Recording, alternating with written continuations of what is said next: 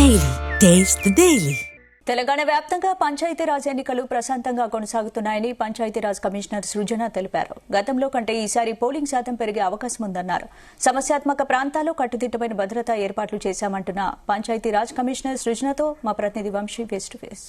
ఏదైతే తొలి దశకు సంబంధించి ప్రశాంతంగా ప్రారంభమయ్యాయి. 11 గంటల వరకు కూడా దాదాపుగా 51% పైగా కూడా ఓటింగ్ నమోదైనట్టు అధికారులు చెప్తున్నారు. మనతో పాటు మాట్లాడడానికి పంచాయతీరాజ్ కమిషనర్ సృజన గారు మనతో పాటు ఉన్నారు. వారితో మాట్లాడించే ప్రయత్నం చేద్దాం. చెప్పండి, ఈ రోజు ఉదయం నుంచి కూడా పోలింగ్ ఎలా కొనసాగుతా ఉంది? ఏమైనా చెదురుమదురు ఘటనలు ఏమైనా మీ దృష్టికి రావడం జరిగిందంటారా? ఈ రోజు ఉదయం 7 గంటలకి అన్ని పోలింగ్ స్టేషన్స్ లో కూడా పోలింగ్ స్టార్ట్ అయిపోయిందండి. మొదటి అరగంట కాస్త మందుకొడిగా చలి వల్ల జరిగిన తర్వాత పుంజుకొని 9ంటికంతా 20% దాటడం. ఇప్పుడు ఈ 11 గంటలకైతే 52 నుంచి 60% మధ్యలో మోస్ట్ ఆఫ్ ది డిస్ట్రిక్ట్స్ ఉండటం చాలా ఆశాజనకంగానే జరుగుతోందండి. ఇంతకుముందు కంటే కూడా ఈసారి పోలింగ్ పెరుగుతుందనే మేము అనుకుంటున్నాము. చెదురుముదురు సంఘటనలు అంటే ఎక్కడైనా నా ఓటు ఉందని లేదని అలాంటి ఇండివిజువల్ గ్రీవెన్సెస్ తప్ప ఏదైనా పోల్ డిస్టర్బ్ చేసే విధంగా, లా అండ్ ఆర్డర్ ఇష్యూ వచ్చే విధంగా, పోలింగ్ ఆపేయాల్సినంత అవసరం వచ్చే విధంగా ఎక్కడా జరగలేదు. ఇప్పటి వరకు అటువంటి అవసరం రాలేదు. లా అండ్ ఆర్డర్ ఇష్యూస్ అలాంటివి కూడా ఏవి ఇప్పటి వరకు మా నోటీస్కి రాలేదు. ఇండివిజువల్ కంప్లైంట్స్ 1-2 వచ్చాయి. దాని మీద ఎంక్వైరీలు చేసుకుని దానికి తగిన చర్యలు ఉంటాయి తప్ప కారణం వల్ల, ఆ ఇన్సిడెంట్ వల్ల మాకు ఎక్కడ పోలింగ్ డిస్ట్రప్షన్ అవ్వలేదు. సమస్యాత్మక ప్రాంతాలు ఎన్ని ఉన్నాయంటారు? ఈ ఫేజ్ లో మాకు సమస్యాత్మకమైన పోలింగ్ స్టేషన్స్ సుమారుగా 3700 పోలింగ్ స్టేషన్స్ ఉన్నాయి. వాటినే మేము ఇక్కడ ప్రొజెక్షన్స్ లో వేసుకొని చూసుకుంటున్నాము, అన్ని జిల్లాలు కలిపి. సో వాటిల్లో కూడా ఎలా జరుగుతోంది, వస్తున్నారా లేదా, తోసుకుంటున్నారా, ఏమైనా ఇష్యూ అవుతుందా అనేది మేము చాలా దగ్గరగా, ఇప్పుడు మీరు ఇక్కడ మీరు చూస్తున్న స్క్రీన్ మీద ఉండేటివన్నీ కూడా సమస్యాత్మకమైన పోలింగ్ స్టేషన్స్ ఏనండి.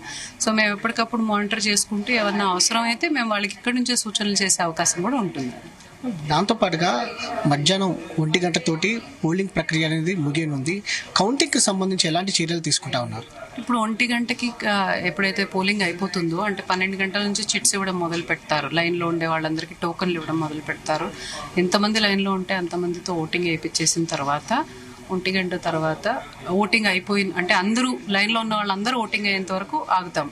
అది 1 గంట కాస్త దాటచ్చు. బట్ 12 గంటలకు లైన్లో ఉండే వాళ్ళందరికీ ఓటింగ్ వేయించేసిన తర్వాత కౌంటింగ్ స్టార్ట్ అవుతుంది. సో కౌంటింగ్ అప్పటి వెంటనే ఇమీడియట్లీ అక్కడికక్కడే స్టార్ట్ అవుతుంది. సో మేము ఫస్ట్ వార్డులు తొందరగా అయిపోతుంది, బికాస్ తక్కువ నెంబర్ ఆఫ్ ఓట్స్ ఉంటాయి కాబట్టి. సర్పంచ్ కూడా బై ఈవినింగ్ మోస్ట్ లైక్లీ అయిపోతుందని అనుకుంటున్నామండి. అయితే ఇప్పటి వరకు కూడా మనం చూస్తూ ఉన్నాము, ఎన్ని ఏకగ్రీవమయ్యాయి అంటారు మొదటి దశకు సంబంధించి?